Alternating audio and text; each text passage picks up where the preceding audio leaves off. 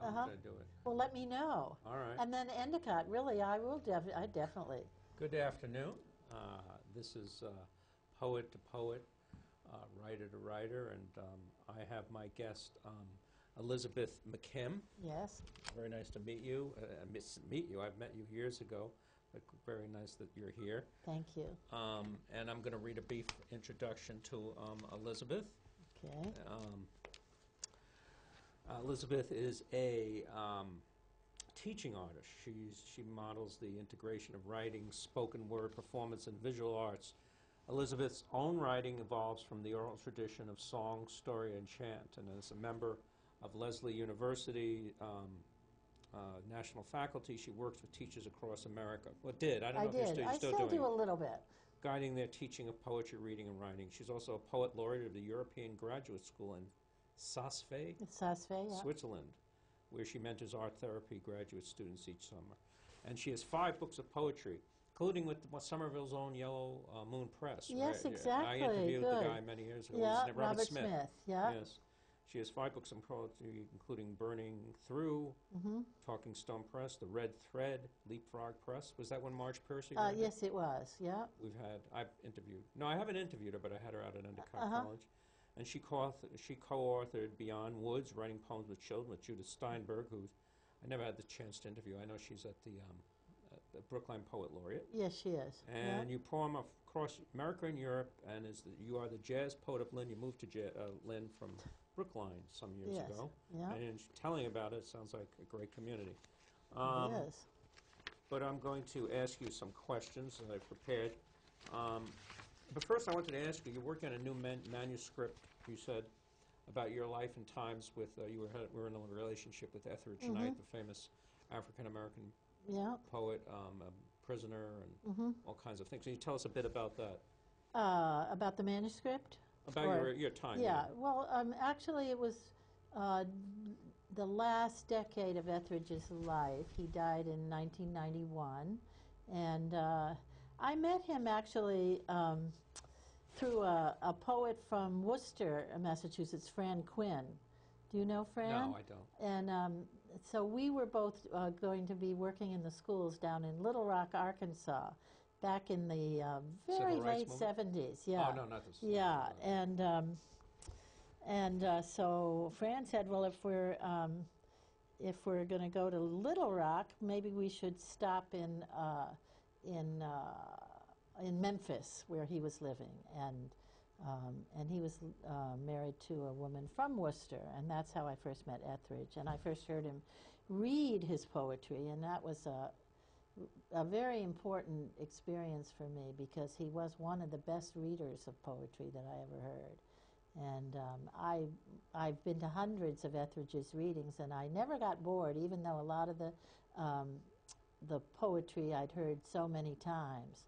And he had a very magic way with the believing in the poet, the poem, and the people. And he would just always remind you to never forget your people when you're reading, or your people are going to forget you. And it's a very simple teaching. But I actually, when I work with children, I remind them, don't forget your people, speak out, speak up. And I'm so connected with that, and Lynn too, with the open mic Right, movement. you can have a great work of literature, you read it in a monotone, forget about it. I know. And you can have a mediocre one and read it well, and you can make it into something more. That's right. Right? That's right. And just take your time on it. And there's lots of things, that are connected with music that Etheridge knew about. And actually I know a lot of my training has been, even when I worked with a dancer, a movement therapist person, when I got my master's at Goddard, Norma Canner, who was a wonderful dancer, and I learned so much about how movement and breath and sound, and that was very much accentuated with with Etheridge and his work, because he did have a amazing message also, especially, he felt his initial audience was with black men, but it really did spread out like circles, around an initial water drop. So anyway, he was a rough customer in many ways, but certainly for me, a very important person in my life and someone that I loved. And so the manuscript that I'm working on has several essays, and I have actually a rather large archive with Etheridge, interviews and drawings and things. Is it you're going to put it in place in a university library? Yes, I am. But the thing is, first I have this initial my poems about that time, which was actually the poems are from around 1980 to Etheridge's death in 1991. And I did spend about a year and a half in Indianapolis, which was where he lived and where his family lived. And so there was a wonderful community of artists there. And it was, again, another really important teaching for me about how community can be so important in making art and how we can inspire one another. And there were two artists, there were painters and poets and all kinds of people that were very much there. And Etheridge, when he published his first book when he was still in prison in Michigan City. And it's amazing that he did, and he was published by the Broadside Press, which was a really important press for black poets, and they published. Sam Cornish told me about that. Yeah, press. Sonia Sanchez and Gwendolyn Brooks actually went over from Random House and published. Brooks was a big influence on Arthur Michael Weaver. I know that. Yes. Yes. And then I just as far as work, I have another manuscript that I'm working on now. It's called Lovers in the Free Fall. And so I've got these two manuscripts that are brewing and I'm working on. That's great. Yeah, of course. Okay. It's good. Now, you are known as the pioneer of expressive arts movement. Mm-hmm. What is that? What is the expressive arts movement as you understand it? Well, the expressive arts movement started certainly one of the pivotal primary places was here in Cambridge at Lesley University. And the first person... formerly Lesley College, right? Yes, formerly Lesley College. Right. And it was started by Sean McNiff, who was out at Danvers State Hospital as an art therapist. And he just believed that all the different art forms, movement and sound and language and music and painting and all of these can inform one another, and especially in working with the healthy side of people, and I think that's creativity, that's the really important thing in the expressive arts. And it did start, at Lesley, this whole, they called it, the expressive arts therapy. And it was Antioch College also had some, but Very now it's like... progressive college in Ohio, right? Right, Yeah. and Goddard.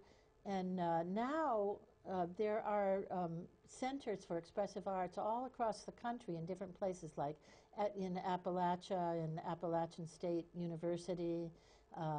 There is a wonderful institute in San Diego. And that's up in Toronto, Steve Levine, who's there. So, and I can attest to these expressive therapies. Having, I'm not trained in expressive therapy, but I do run poetry groups at McLean for the last 30 years. Yes, exactly. And I could see how that, you're really addressing something that's not addressed in all the didactic groups. You're addressing something spiritual and something outside of just being a patient. Right, and I always think of Allen Ginsberg, who said, all I ever wanted to do was to get back to the body where I was born.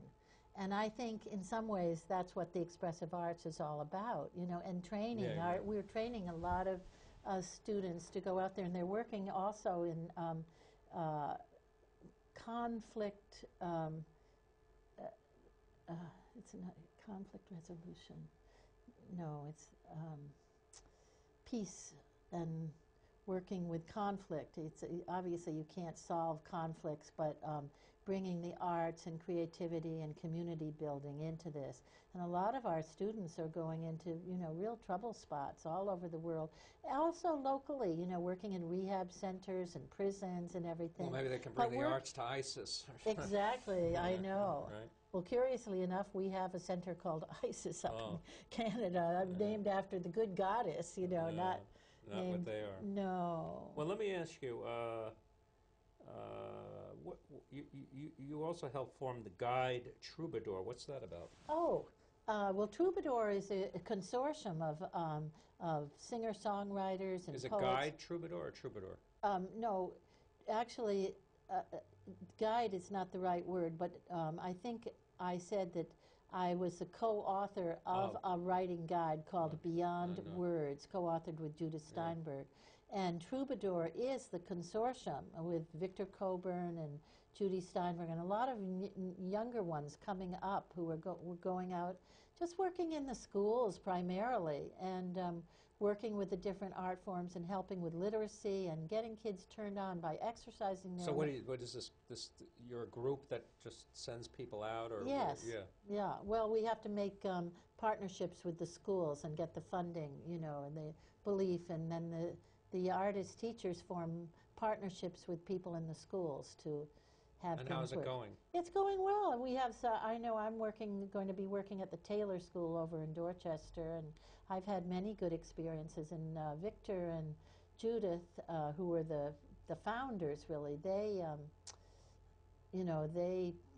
they're going many different places in Massachusetts. I have one of Judith's books teaching poetry to adolescents. Yes, yeah. I've used that teenagers. Yeah, occasionally. she's good. Yeah. Now, you're also the Poet Laureate of European Graduate School in Switzerland. What's that about? I know, I'm the jazz poet laureate and Poet Laureate. What is that? Well, we have a school there. Who's we? Well, the consortium? No, this is a different one. The founders of this were people that started out at Lesley, and my great colleague and partner, Paolo Canil, who's a wonderful musician and a kind of leading therapist, and Steve Levine up in Toronto, and Sally Atkins in Appalachia, and all these people, they started a school there in a small village between Geneva and Zurich, up in the Alps, and we stay in a wonderful inn there, and the innkeeper actually built a school for us, and we have a partnership with NYU, their new media, Expressive Arts and new media. And again, it's the whole idea of the Greek word poesis, of the dimensions of poetry, working with, helping people to work in community with others. And, we have wonderful people. We have visitors and visiting artists and all kinds of lectures, and our students are getting master's degrees, and the extension for that, the CAGs. And also, there's a PhD program. Wow. Yeah, and exciting. And we have a small school in, someplace in Korea, and we have all over, in the Middle East. And it's an amazing thing, especially for you. I think it is interesting because you had so many years at McLean's, and you know about working with creativity. And really how much that we need this in the times that we live in, with so much deadening of this and so much violence everywhere. And so it's a good school. I think it's important. Yeah, and Paolo Canil, he's the one from Lesley who really, he's Swiss, and he started the program. Was Transformer ever involved with the program? Transformer, you mean from? Yeah. Well, that's an interesting thing that you say. No, Transformer. You mean, Transformer from Sweden, right? Yeah. Oh, I thought. Norway. Yeah. Thomas. Yeah, I thought he was Swiss. Yeah. No, he's not. Oh, okay. But Also, I've been connected very much with the conference of the Great Mother and New Father with Robert Bly, and he was definitely one of my mentors. Robert Bly and Etheridge was very close to those poets. Galway Cannell, who just passed away this week, and that we feel so sad about. But they had heard about Etheridge, and they went on over to as soon as Etheridge got out of prison and gave his first reading, which was in months of his time when he left prison. They heard him, and they were always very supportive of Etheridge. And I just, one other thing about Etheridge that I didn't say was, and the manuscript that I'm working on has a lot to do with the dying. And he died right in my arms, and just how people built community around that time, you know, and it was in a small place in Indianapolis, but how transforming that was, and a very deep experience for everybody that was there in Indianapolis at that time, and you know, and connected, and how all the artists kind of, you know, and helped how with important the that passing. is. I have a friend who's dying of stage 4 lung cancer. You know, he's alone in his apartment. You have people visit him, but there's no sense of community and you know. No, I think that's so. I always said this when I was younger, we're going to help each other die, but now we're actually getting to the time, you know, where you think about it much more acutely, and I think it's so important, and I think that the arts is so crucial in this, in all the different aspects of living, you know, with the children, and wondering about this world that we're living in, and how, you know, why people do the things they do. You have to have something, you know, you have to believe in something or feel something beyond this material plane that, you know, it just, you just have to have that. You do. Or else you're a dead man. I know. Even though you're alive. Right, exactly. And that becomes more important as you get older, even, you know, you really have to. And how to get out of, you know, just having this, you know, seeing things on screen and experiencing all these things on the screen and burying, you know, your face in the cell phones always. So you can't even get yourself across the street. You might get killed if you. Yeah, that's why I always tell the students. I said, we're going to take a walk. We're going to unplug everything. Yeah. You know, it's a real thing because this, you know, this current what do they call them, millennial? Oh yeah, they call them millennials. You know, they're all plugged in, so it's hard to be a poet. I said it's almost impossible to be a poet if you're all plugged in like that. Yeah. Well, see, this is another thing that I think is very important in all this work and everything that we're talking about is helping to build, I don't know if build is the right word, to touch into compassion. Like, what is it like to be you? And what is it like to be me? And so what? And so that's it, poetry. You know, what is it? And I think with the children, for me, you know, that work with the kids is the same thing, or teenagers. Like, can you think a little bit outside yourself? Like, what is the life of something else? And even inanimate objects and trees and animals and all of these things that inform us. Beautiful, yeah, it's wonderful. You say it so well. You must have been doing this a while. Well, it's one of my big things, you know. Now, let's go before. I want to give you some time to read from your poetry. Okay. And you're a wild woman of Lynn. And yes. one of the wild women. Yeah. What makes these women wild? Oh, gosh. What makes us wild? Well, you know, we're wild and mild. Mild and mild. Yeah, we have both of that, and I think everybody does. Yeah. You know, but I think inside of every person who is creative in one way or another, there is that stormy wildness. You know, it reminds me of the Harry Chapin song, Taxi Driver. He says, Oh, yeah, there's a wild man. I used to love that. Inside. Yeah. I love that. And there's a wild man, you know, inside of me, you know, not what my life's about. Right? I love that song because it tells a story. And that's another thing, you know, with poetry. For me, like the songs, and I've been so informed with living in Lynn with that and being, you know, having an opportunity, for instance, to do my poetry with musicians is so much fun. And doing blues poems and ballads and things like that, and beginning to feel like the true music of the work, and that has been a very big privilege, you know, of living there in Lynn, honestly, and having that, to practice my art a couple times a week, out loud, speak out. And so, and again, that for me as an artist, that ties in with all my years over at Lesley and that work in the arts, and Paolo, who I traveled many different countries doing poetry and music. We did a lot of performances, and it was, you know, I was lucky. I feel like I was in the right place at the right time. That's, yeah, 95% of life is showing up. It is. You know, Who said that, by the way? Was that Woody I thought Woody Allen? Allen. Yeah, I was going to say Woody. I can't say I came up with it, but there's some truth to that, isn't there? Yeah.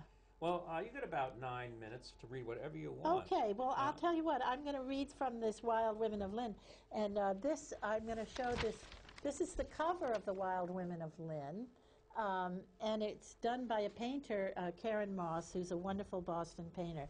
And it has one of my poems on the cover here, this wild woman who is dancing through the air. So, my smoke is in your fire. Your fire is in my forest. My forest is on your land. Your land is on my boundary. My boundary is on your frontier. Your frontier is on my shoreline. My shoreline is in your water. My water is on your mountain. Your mountain is in my Sahara. My Sahara is in your wind. Your wind is in my breath. My breath is in your song. Your song is in my story. Your story is in my heart. My heart is in your hands. Your hands are on my body. My body is in your mind. Your mind is in my spirit. My spirit is in your fire. Your fire is in my life. My life, my life, my life is on fire.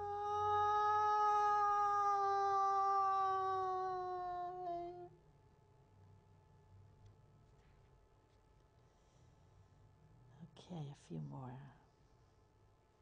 We are all angels too. Are these your poems or who? Yes, these are all my. That was my poem. Okay. Yep. Okay. And it's on the front of the book, Okay.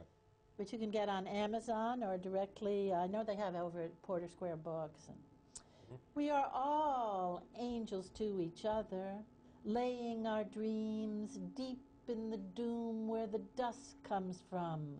Soaring spies of the danger sky, our wings stained with sunrise juice, enjoining in the sluice and tides of revolution, evolution, doing the endurance angel dance.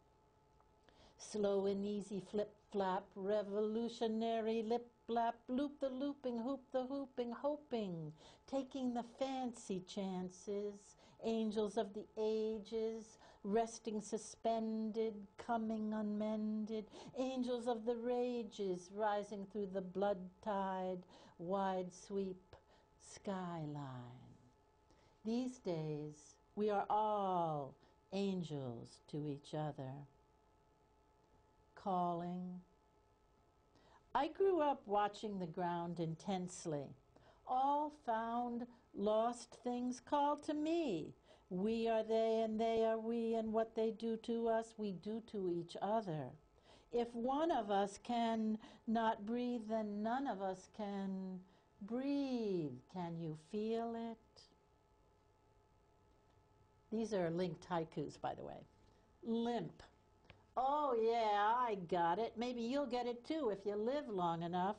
It's nothing, really. And yes, it bores into me when the hawk circles, or the weather breaks, or the wind opens the hole in my heart, and I remember being wild and strong and free, running toward you in spring.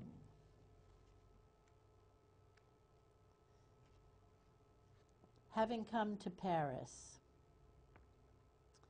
Having come this far, you startled me, fear, and I knew I could go nowhere you were not, as simple as that. We exist together like wild mushrooms at the side of the driveway in Maine, or in the recoin de l'église, the corner of the church, or at the back of the bus, or crouched on the Paris sidewalk with your little dog, holding your paper cup, making small vowel sounds with your mouth. You weren't much to look at, Fear, but I loved you on sight and wanted to take you home if I could only find home. I found you with your feet that could not move as they used to. I found you home from those useless wars. I found you taking photos in front of the literary cafe. Do you remember that jubilant afternoon when I met you, Fear, walking down the street toward me, the same street my children and grandchildren walk? I spotted you with no makeup or put down or mask, only a simple fear on a simple day, waiting for something to happen so the storm might break or at least come on full blast, and we could all go home and munch on fresh-made cookies and drink something warm. Fear, give me your hand. I'm asking you flat out and clear. Listen to me. Across the street, La Pharmacie blinks a green neon cross, and people are putting up umbrellas, installing their rain hats inside the cafe. Simone de Beauvoir writes all night and day, while outside 2 small sparrows hop on the yellow and green wicker chairs, while the 3 losers in my novel, House of Sand and Fog, want only a simple expression of passion to provide a homecoming or a red dot in the corner of the painting.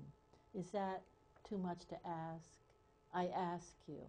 I ask you, I ask you, Fear. It's not too much to ask. What, hon? It's not too much to ask.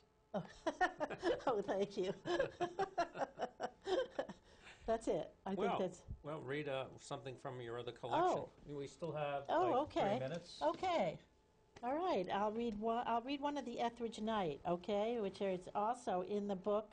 This is my book, The Red Thread, published by Leapfrog Press. A Somerville Press. Yeah. It used to have oh, no, wait a minute. No, that's... Leapfrog. Leapfrog, I'm talking, okay. It was in Cape Cod, now it's in New Okay, York here City. we go. This is Fish for Etheridge Night.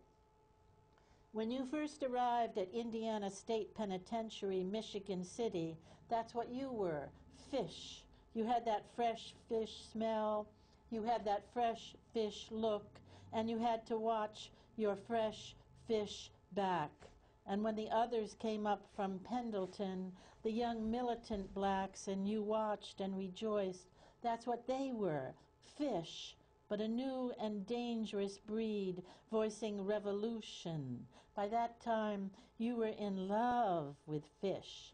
You had your own tank in your cell, and you fell in love with fish. In the beginning, you had the tank for the light, so you could read your way deep into the night and sink solitary and reckless into Fanon and Malcolm and A.J. Rogers and Haki, Langston and Sonia and Gwen and Dudley, Bly and Louis Untermeyers and